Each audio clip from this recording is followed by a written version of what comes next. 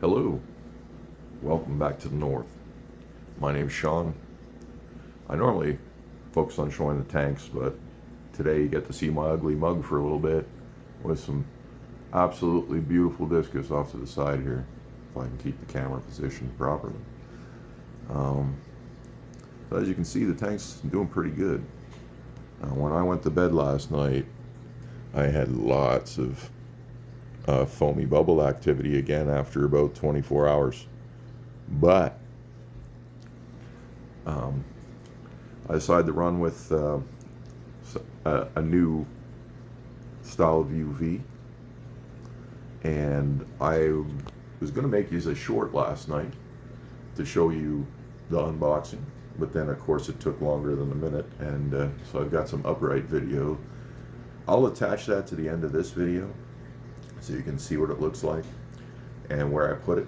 I'm also going to show you where I put it now. Like it's been running all night, and so I was getting a mass of biofoam building basically on top of my water last night. I was going to do a water change, but I had put this light in and I wanted to see what it was going to do for me. And although I don't like what I'm seeing up there, that is better. That is like 70% better than I saw last night. And all I did was run the additional UV. And it's much stronger than what goes in these guys over here. So we'll get back to the tank in a minute. But this topic of UV, it catches a lot of attention, and there's a lot of, again, it's dogma. There's a lot of dogma out there, and people have developed an attitude against the concept of UV. I don't understand the attitude against the concept of UV. I've had people describe it as cheating, as if I don't know, if almost like it's a form of laziness and you're cheating. I am not a lazy fish keeper.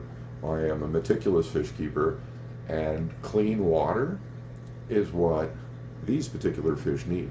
I've got Oscars and stuff downstairs. I believe they need the same clean water, and I'm treating their systems just like this, because why not?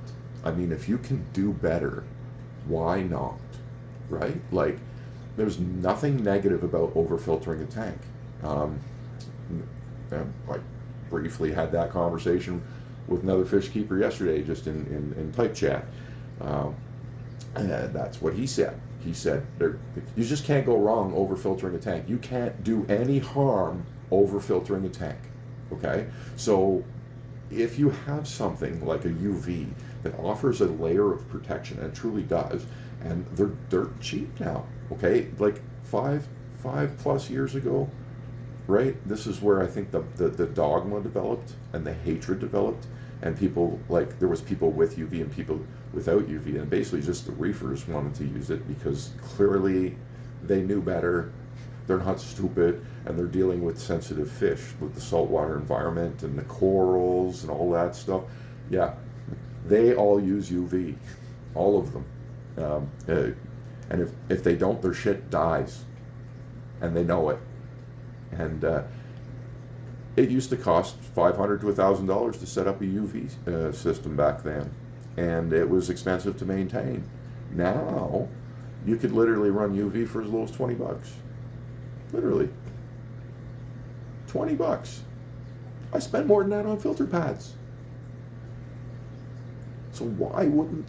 I just don't understand why people don't like it. It doesn't make sense. Oh, UV it's not bad. It's not bad. Run it 24/7. Your biocycle will establish itself more solidly than it ever could in any other way, and it'll stay stable so long as your UV's up. What happened was my cycle established with a UV in play, and then it wasn't working properly, and I didn't realize it. And I think it ran like that for around 2 weeks, and then my biocycle crashed because I have a high bioload, right? I overstock my fish. Another benefit to running UV 24/7. You get to overstock your tank, and I like a thick-looking tank. And if you do the work and you can keep the water clean, you can overstock your tank. The recommended stocking levels are basically for lazy people. You know, fish tank like this only keeps 6 to 8 discus in it. Are you kidding me? You know how empty that would look? But that's your recommended stocking level, like safe stocking level for something like this. And it's retarded.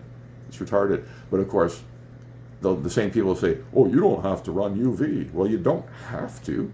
If you want guppies and freaking angelfish and shit, you don't need it. But if you're going to spend $200-300 a fish, run UV. I'm going to stop the rant on that, and let's turn the camera around and have a look, see at what I've done. So again, I'm going to put the unboxing at the end of this video, but there's the box. Okay, and we can't see the light for where I put it, but this is the size of the unit. Basically, much like a heater, same diameter as a heater. You know, with a plug coming off it like a heater. And this is it. Now, I got it behind a sponge, and I'm putting my phone in front of it because I'm not entirely sure if that'll blind me. So, but there it is. And it basically made my sump look like a nuclear power plant, which I think is kind of cool. Makes me want to watch it, but of course it'll blind me. There's nothing alive down here. Other than bacteria, and only the bacteria that gets incredibly close to that bulb will be affected. Now, basically what's going on here is I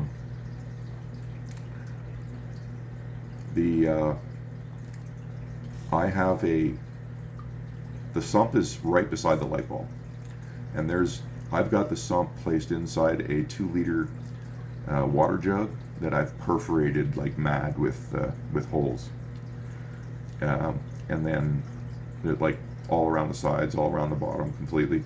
Then I lowered the sump into that container, and it's got a lid on it to stop any of my you know, biomedia from accidentally stopping my sump, or anything else for that matter, just clogging it up.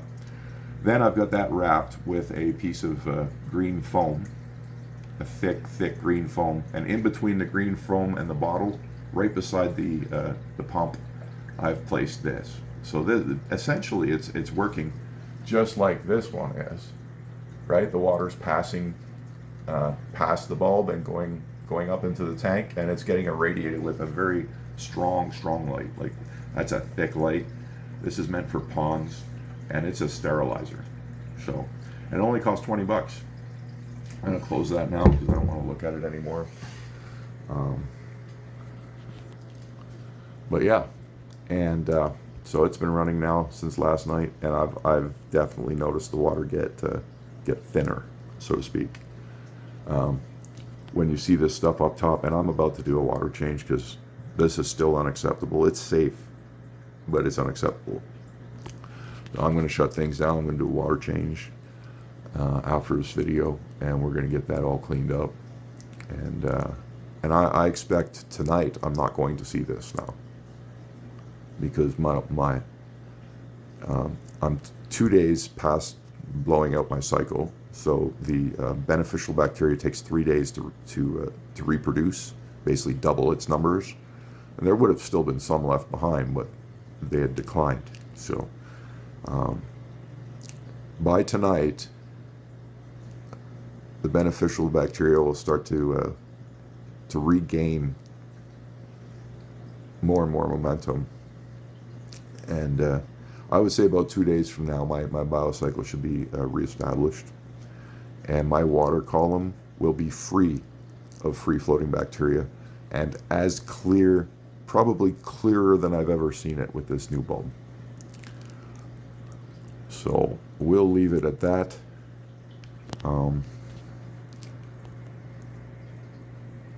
I guess I'm putting across the notion that UV is essential. In my heart, I think it is, but essential is too big a word. And you don't need to use it. You cannot use it, right? But then you'll wake up like I did one day when you think everything's under control, and you'll find out it's not.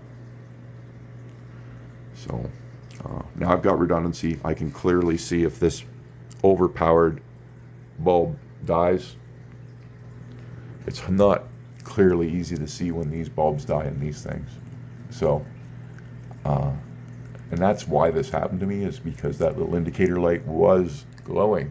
It was glowing because the light inside it was flashing. It wasn't on.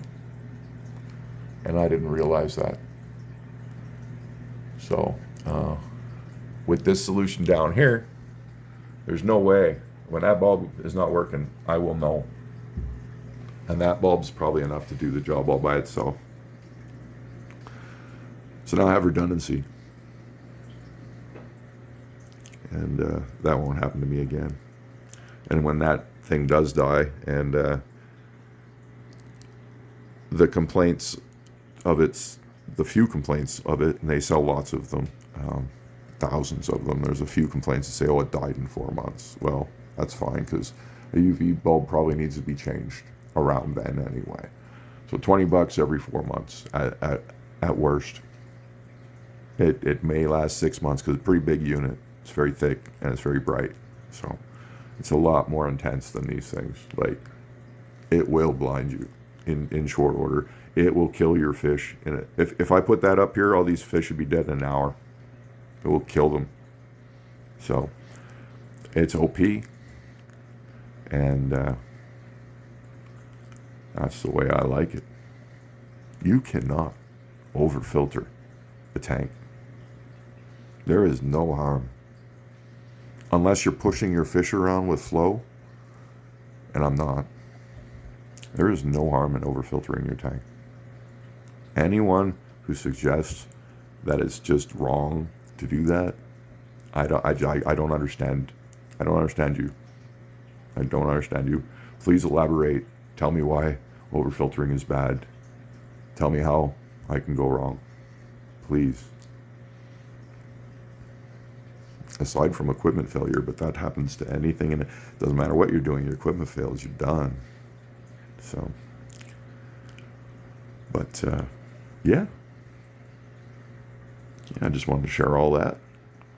And again, I don't know. We've evolved into a hobby that glorifies dirty water, dirty green bacteria-filled water, and lazy fish keeping, and at the same time, everything that seems to provide clarity and safety for your fish is going too far. Such a backwards world. Everything's backwards. It's like I'm in the freaking Twilight Zone. From one subject to the next, huh? Even fish keeping. I hope humanity gets its head on straight. Thanks for watching. We'll catch you on the next one. Well, here it is. I just got this in off Amazon. It's a $20 13 watt UV light. Now, you can't put one of these inside the aquarium and it'd kill your fish, but you can stick it in your sump. I just want to make sure it's actually 13. Doesn't seem to say it anywhere on the outside here. Oh, there it is right there, 13 checked off. Okay, good.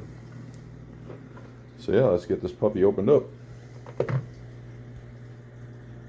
So that's how it comes out of the box. Fairly robust feeling unit. Basically feels the weight of a heater. And yeah, same thing, probably same glass and everything. It comes with a couple of heater suction cups. I'm not going to need them. I'll show you where I'm going to stick it. Now I'm going to leave it on 24/7. I think it said it had 40,000 hours or 10,000. I'll look again on the box. The reviews, people who complained said it lasted around 4 months and then burned out on them, but that would be not everyone. So $20 every 4 to 6 months shouldn't be a problem. So you see that sponge there? It's wrapped around a bottle. It's got a bunch of holes perforated in it. And then inside that bottle is my sump to send the water up. And I got it wrapped up like that for obvious reasons. It acts like a Matten filter. And it also basically,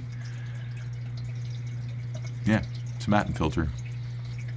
But what it's going to do today is I'm going to stick the UV light behind that green stuff so that it doesn't like directly hit me in the eyes, and then that little chamber will just be lit right up, very bright. This light is pretty strong. It'll kill your fish, not just blind them, but like kill them dead within no time. So it'll sterilize the water in there before it enters the tank, and that should make up for me pulling that other UV, and also give me some UV redundancy, a great deal of it. So we're going to put it in, and we're going to see how the tank behaves in the coming days. And I made this video way too long. Oh well, we'll just upload it as a normal one in the wrong format. Thanks for watching. We'll catch you in the next one. And that's what it looks like behind the sponge. Not really probably shielding it that much, but it's enough to scatter it so I don't go blind. And there's a switch so I can turn it off when I'm working down there. But anyway, I'm just pointing the camera. I'm not looking at it directly. You can see it's quite bright, and these doors will stay closed. That's right beside my intake pump to go up to the next level. Now it looks like a nuclear power plant down there. That's my, instead of spending $70, that's my $20 solution. Let's see how it turns out.